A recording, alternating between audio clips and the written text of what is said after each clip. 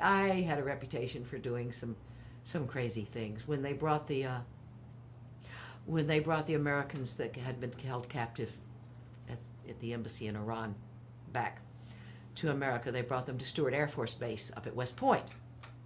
And they weren't going to allow any crews at Stewart Air Force Base to see the plane with the 400 and some odd Americans land. But anybody who was in the Army or whose family was in the Army could stand on that runway with a camera and shoot it. But we couldn't. So I had been over there earlier that day with my cameraman, and we discovered the old control tower by the runway, because they hadn't shut the base down yet. It wasn't time. The plane wasn't coming. You could wander all around. And we went up there, and I said, the plane's supposed to get there the next morning, like 8. I said, if we camped out here overnight in this control tower, that plane's going to land right here. And when it lands, if we just pop up and start shooting, we'll get the shot, and no one else will. And he thought that was a good idea, and our sound man thought that was a good idea. And again, I went to the producer, Nightly News, and he said again, okay, I approve of it, but I never said that. I never met you. I don't even know you.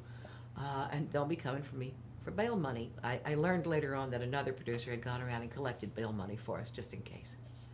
So we get out there with our parkas, and we bundle up in this top of this old control tower, and we spend the night talking and sleeping and talking and sleeping. And we wake up that morning. Sure enough, here comes the plane. Plane lands. The prisoners start to come off, pop up with our cameras, start shooting, and the cameraman says, "That's not good enough. I'm gonna get out on the runway."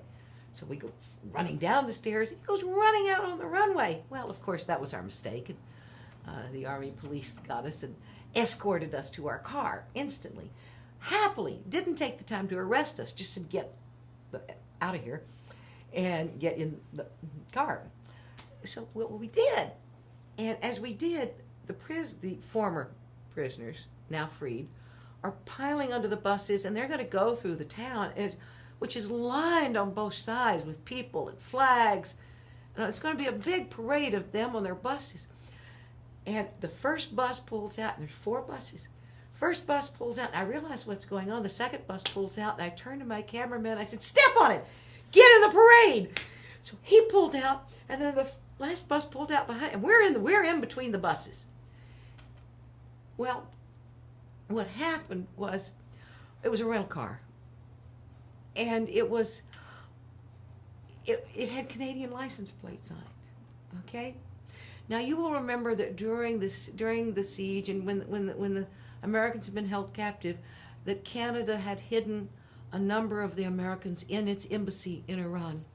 So people in the parade saw us and thought that we were part of the Canadians who had helped save Americans.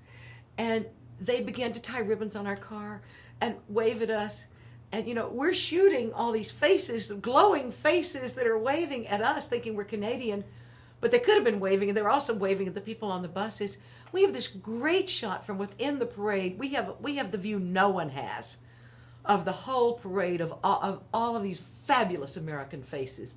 NBC had plenty of cameras along the parade route shooting the people in the buses, but you could barely see them. But what nobody had, except us, was this wonderful sight of the faces of America greeting the returning hostages. Well, we had that. And that worked out nicely, except that, and I got back, and the same executive producer said, "Okay, you lead the show." And I said, "No, that's not right. My friend George Lewis was the lead reporter for tonight. This footage should go in his, because we're the only camera, not to forget the parade, we're the only people who had the plane landing and the people getting off the plane." He said, this should go. I said, "This should go in George's piece. He said, "But George didn't get the shot." I said, "Well, it doesn't matter. It should go."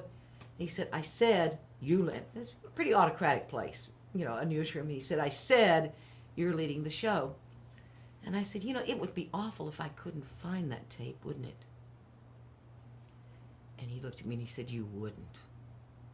And I said, "Well, you know how I am about losing things. What if I lost that tape of the plane landing? He said, you wouldn't do that, Ellerbee. I said, it's entirely possible. He said, give the tape to George. George will lead the show. And George came to me later and he said, you're the only reporter I know that would turn down the lead on the show. And I said, George, the fun was in getting it. I didn't care about being on the air with it. The fun was in